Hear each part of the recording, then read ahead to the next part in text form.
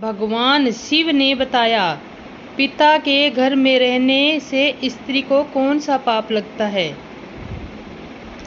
एक दिन की बात है, जब देवी पार्वती पृथ्वीलोक पर भ्रमण करने भगवान शिव के पास आती है और कहती है, हे परम परमेश्वर, देवों के देव प्राणनाथ, आज जब मैं मृत्युलोक पर भ्रमण कर रही थी, तब मैंने देखा कि कुछ कन्याएं अपने पिता के घर कई अधिक समय से रह रही हैं, जबकि पिछले युगों में कन्याओं का विवाह कम आयु में होता था और तभी से वह अपने पति के घर रहने को जाती थी।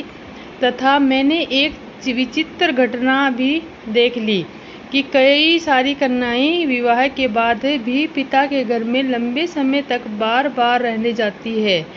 हे प्राणनाथ, मैं जानना चाहती हूँ कि क्या एक पिता के घर में कुंवारी कन्या का कई अधिक समय तक रहना सही होता है या नहीं।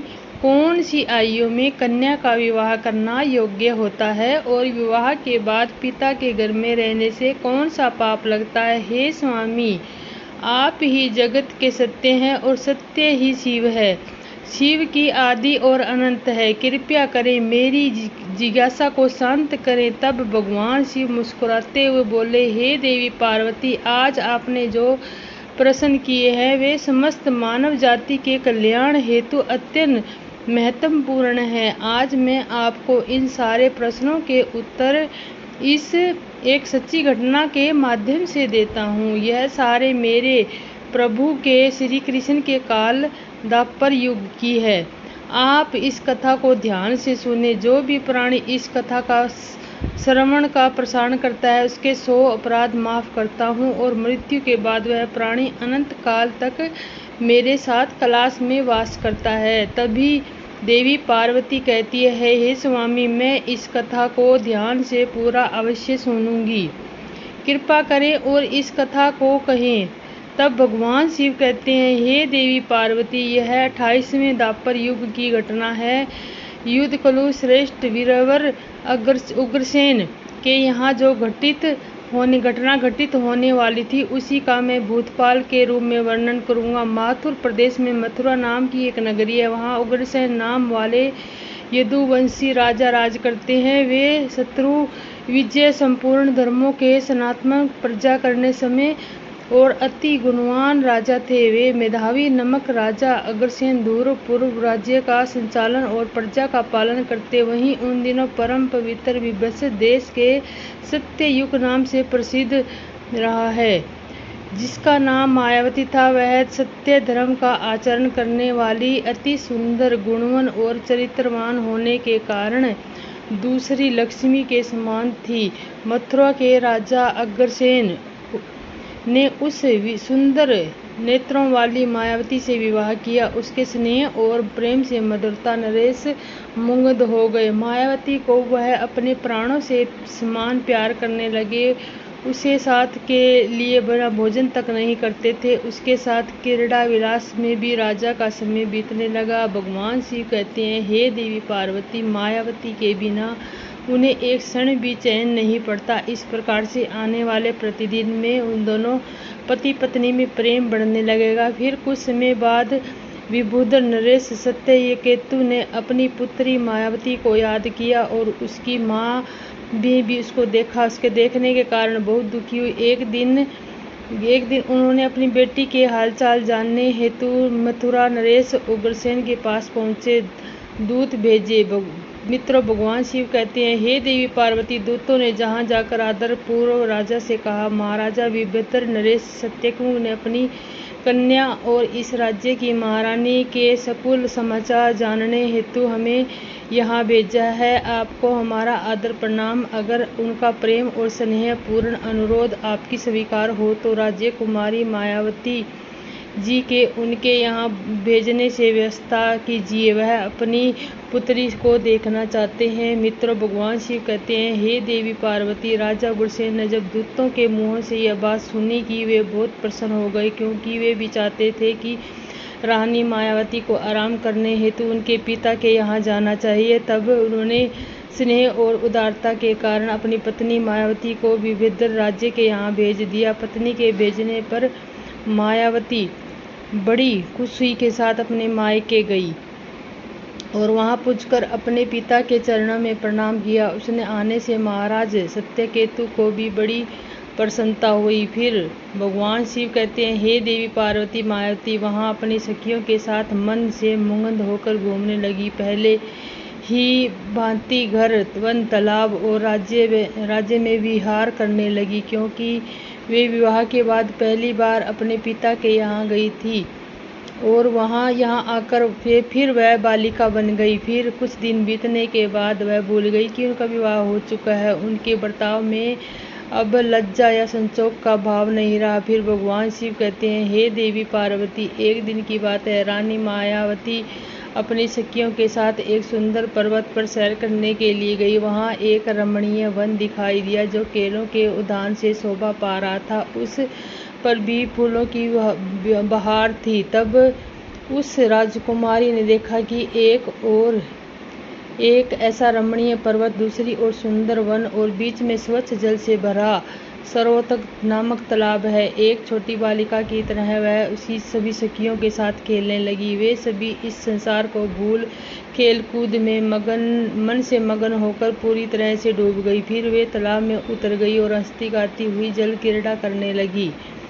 मित्रों, फिर भगवान शिव कहते हैं, हे देवी पार्वती, उस समय कुबेर का सेवक गोभिल नाम का एक दैत्य दिव्य विमान पर बैठकर आकाश मार्ग से कहीं जा रहा था। तब उसी समय तालाब के ऊपर आने से उसकी सृष्टि मनमोहन सुंदर वीरभद्र की राजकुमारी मायावती पर पड़ गई, जो निर्भय होकर स्नान कर रही थी। गोभिल के पास दैवीय शक्ति होने के कारण उसके निश्चित रूप से जान लिया कि यह वीरभद्र नरेश की कन्या है और महाराजा उग्रसेन की प्यारी पत्नी है। तब वह मन ही मन कहने लगा, यह तो पतिव्रता होने के कारण आत्मबल से सुरक्षित है। किसी भी पुरुषों के लिए हमें इसे प्राप्त करना अत्यंत कठिन है। उग्रसेन अत्यंत महामूर्ख है जो उसने ऐसी सुंदर पत्नी को मायके भेज दिया है। आहा, यह पतिव्रता नारी पराये पुरुष के लिए दुर्लभ है। और इधर कामदेव मुझे अत्यंत पीड़ा दे रहा है कि मैं किस प्रकार से निकट आऊं और कैसे इसका उपभोग करूं। मित्रों, भगवान शिव कहते हैं, हे पार्वती, उसकी सुंदरता को मोहित दानव गहरी सोच में पड़ गया और फिर उसने अपने लिए एक उपाय निकाल लिया और गोभिल के महाराज उग्रसेन का माया में रूप धारण कर लिया और वही अंग और उपांग, वैसे ही वस्त्र, उसी तरह का भेष और वही व्यवस्था पूर्ण रूप में अग्रसेन सा होकर वह पर्वत के शिखर पर उतरा और एक अशोक वृक्ष की छाया में शिला के ऊपर बैठकर अपने मधुर स्वर से संगीत सुरों को छेड़ दिया। वह गीत संपूर्ण विश्व मोहित करने लगा, ताल, लय और उत्तम स्वर से। और इस तरह आगे सुन लिया। वह सोचने लगा कि मनमोहक कौन गायक वह गीत गा रहा है। राजकुमारी के मन में उसे देखने की तीव्र इच्छा हुई और उसने सखियों के साथ जाकर देखा। तब बैठा हुआ अशोक की छाया में सुंदर प्रतापी बैठा हुआ कोई पुरुष गा रहा है। वह महाराज अग्रसेन की जैसा दिखाई पड़ता है। मित्रों, भगवान शिव कहते हैं, हे देवी पार्वती, वास्तव में तो यह राजा के भेष में नीच दानव गोभिल ही था। मायावती विचार करने लगी कि मेरे स्वामी मथुरा नरेश में अपना राज्य छोड़कर इतने दूर कब और कैसे चले आए। वह इस प्रकार सोच ही कर रही थी। उस पापी ने समय ही पुकारा, प्रिया आओ आओ देवी, तुम्हारे बिना मैं नहीं जी सकता। सुंदर, तुमसे अलग रहकर मेरे लिए इस प्रिय जीवन को व्यतीत करना भी असंभव सा हो गया है। तुम्हारे स्नेह से मोह लिया है, अतः मैं तुम्हें छोड़कर कहीं भी नहीं जा सकता। और अपने पति रूपधारी दैत्य से ऐसा कहने पर मायावती थोड़ी सी लज्जित होकर अपने सामने आई। वह मायावती का हाथ पकड़कर उसे एकांत स्थान पर ले गया और वहां अपनी इच्छा के अनुसार उसका उपभोग किया। मित्रों, भगवान शिव कहते हैं, हे पार्वती, महाराज उग्रसेन के गुप्त अंग में कुछ खास निशानी थी जो उस पुरुष में नहीं दिखाई दी। इससे मायावती के मन में उसके प्रति संदेह उत्पन्न हुआ। राजकुमारी ने अपने वस्त्र संभाल कर पहन लिए और किंतु उसके हृदय में इस घटना से बड़ा ही दुख हुआ कि वह क्रोध में भरकर नीचे दानव गोभिल से बोली, ओ नीच, जल्दी बता, तू कौन है, तेरा आकार दानव जैसा है, तू पापीचारी और निर्दयी है। यह कहते कहते आतंकगली के कारण उसकी आंखें भर आई। वह श्राप देने को उत्तम होकर बोली, हे दुरातन, तूने मेरे पति के रूप में आकर मेरे साथ छल किया है और इस धर्मस्य शरीर को अपवित्र करके मेरे उत्तम प्रातव्य का नाश कर डाला है। अब यही तू मेरा भी प्रस्ताव देख ले, तुझे अत्यंत कठोर श्राप दूंगी। उसकी बात सुनकर गोविल ने कहा, हे पतिव्रता नारी, भगवान श्री विष्णु का तथा उत्तम ब्राह्मण के भय से जो समस्त राक्षस और दानव दूर भागते हैं, मैं तो दानव धर्म से अनुसार ही इस धरती पर विचार कर रहा हूँ। पहले मेरे दोष का विचार करो कि इस अपराध पर तुम्हें मुझे श्राप देना चाहती हो। तब मायावती बोली, पापी, मैं साध्वी और पतिव्रता हूँ। मेरे मन में केवल मेरे पति की ही कामना रहती है। मैं सदा उनके लिए ही तपस्या किया करती हूँ। मैं अपने धर्म मार्ग पर स्थित हूँ, किंतु तूने माया रचकर मेरे धर्म के साथ ही मुझे नष्ट कर दिया। इसलिए हे दुष्ट नीच, तुझे तो मैं भस्म कर डालूंगी। तब गोविल बोला, हे राजकुमार, यदि तुम उचित समझो तो मैं यह बात ध्यान से सुनो।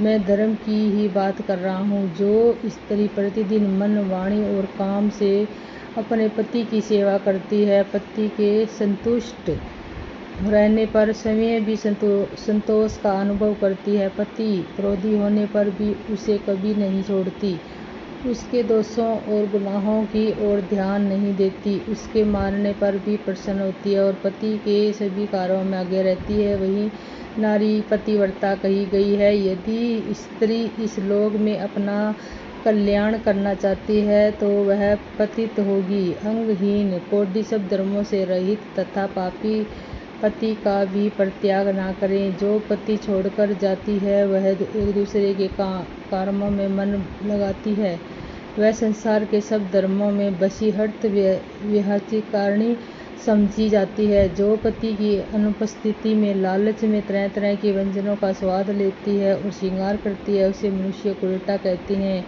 मित्रों, भगवान शिव कहते हैं, हे पार्वती, गोविल आगे कहता हूँ, मुझे वेद और शास्त्रों द्वारा और मेरे गुरु के द्वारा प्रातः धर्म का ज्ञान है। गृहस्थ्य धर्म का परित्याग करके पति की सेवा छोड़कर यहाँ किस लिए आई हो? तुम कितना होने के बावजूद भी अपने मुँह की से कहती हो कि मैं पतिव्रता हूँ। कर्म से तो तुम्हें पतिव्रता का छोटा सा अंश भी दिखाई नहीं देता। तुम डर भय छोड़कर पर्वत और वन में मतवाली होकर घूमती फिरती, इसलिए पापिन हो। मैंने यह महान दंड देखकर तुम्हें सीधी राह पर लगाया है।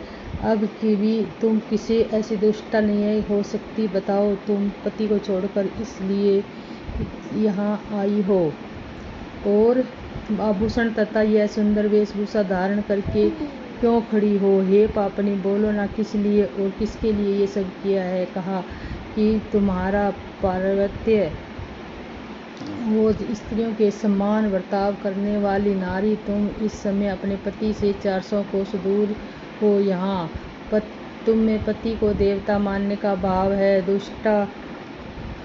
दुष्टा, लज्जा नहीं आती तुम्हें? क्या एक ही बर्ताव करना होती है? तुम क्या मेरे सामने बोलती हो? कहाँ है तुम्हारी तपस्या का प्रभाव?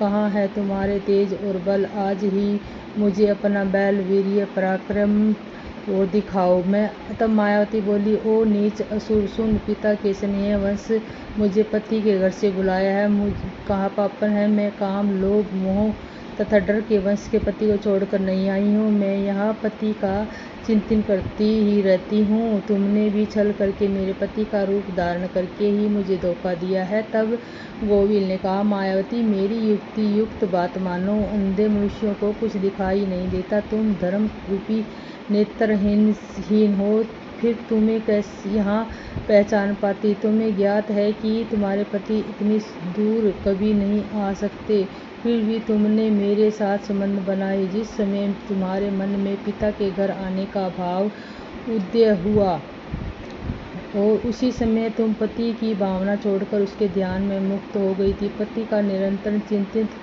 ही नारियां के धर्म है। जब वह नष्ट हो गया तो क्यों स्वयं को पतिव्रता कहती हो?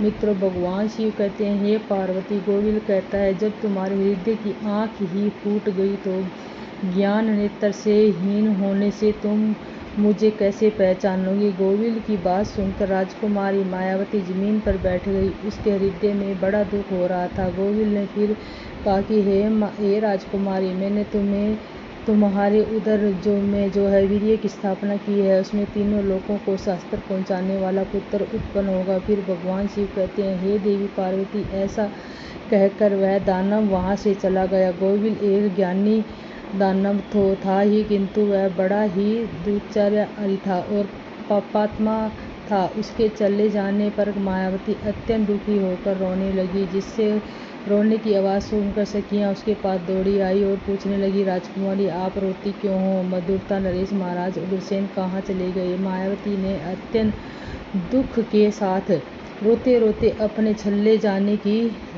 सारी बात बता दी और फिर सभी सहेलियाँ उसके पिता के घर ले गई। उस समय वह शोक से करतराती और थरथर काँप रही थी। सखियों ने मायावती की माता के सामने सारी घटना सुना दी। उसे सुनने से ही महारानी अपने पति के महल में गई और उन्हें कन्या का सारा वृत्तांत उन्होंने कह सुनाया।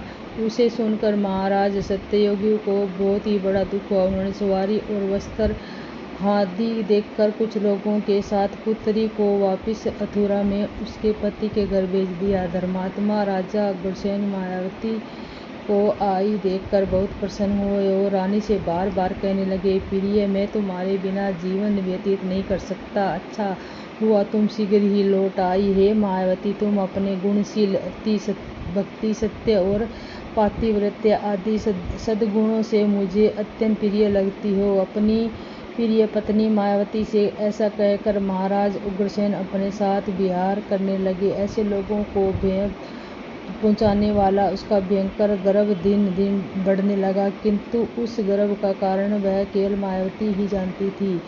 अपने उदर से बढ़ते हुए उस गर्व के विषय के बारे में मायावती को 10 दिन रात चिंता बनी रहती थी। 10 वर्ष तक वह गर्व बढ़ता ही गया।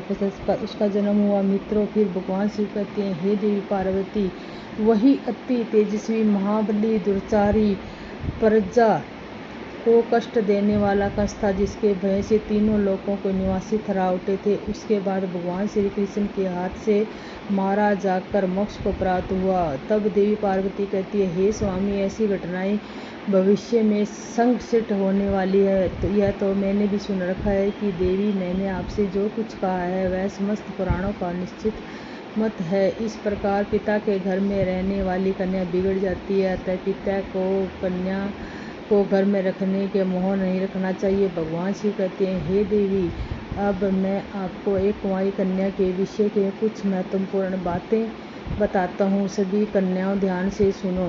जब कोई कन्या जवान हो जाती है तो वह विवाह के योग्य बन जाती है तथा माता पिता को योग्य वर का चुनाव कर उसका विवाह कर देना चाहिए। उसे कभी भी लंबे समय तक घर में नहीं रखना चाहिए। पति के ही घर में उसका पालन पोषण होना चाहिए। उचित है, वहाँ रहकर वह भक्ति पूर्वक से उत्तम गुण सीखती है और पति की सेवा करती है। उसके कुल की कीर्ति बढ़ती है और पिता को सुखपूर्वक जीवन व्यतीत करता है। ससुराल में रहकर यदि वह पाप करती है तो उसका फल पति को भोगना पड़ता है। यहाँ सत्कार पूर्वक रहने से सदा पुत्रों साथ वृद्धि प्राप्त होती है। कन्या के उत्तम गुणों से पिता की कीर्ति बढ़ती है और दोनों कुलों के पितृग्रहण संतुष्ट होकर आशीर्वाद देते हैं। हे देवी, दामाद के साथ भी कन्या को अपने घर में नहीं रहना चाहिए। ऐसा करने से उस पुरुष के मान सम्मान में समय के साथ साथ कमी हो जाती है। उसके भी पाप लगता है। जब कन्या विवाह योग्य बन जाए तो पराये लोग उस पर बुरी नज़र डालना शुरू कर देते हैं। ऐसे में ही कहीं वो किसी पराये पुरुष के साथ प्रेम संबंध बनाए, उसके पहले विवाह करना होता है। एक जवान कन्या पिता के घर में रखना मतलब खजाने भरा चोरों के बीच में रखने के समान होता है तथा उस स्त्री का गहना और पिता का सम्मान उस कन्या की इज्जत होती है, जिसे हमेशा संभाल कर रखना चाहिए। स्त्री को कभी भी पति से दूर नहीं रहना चाहिए। ज़्यादा समय तक मायके रहना भी पाप के समान है।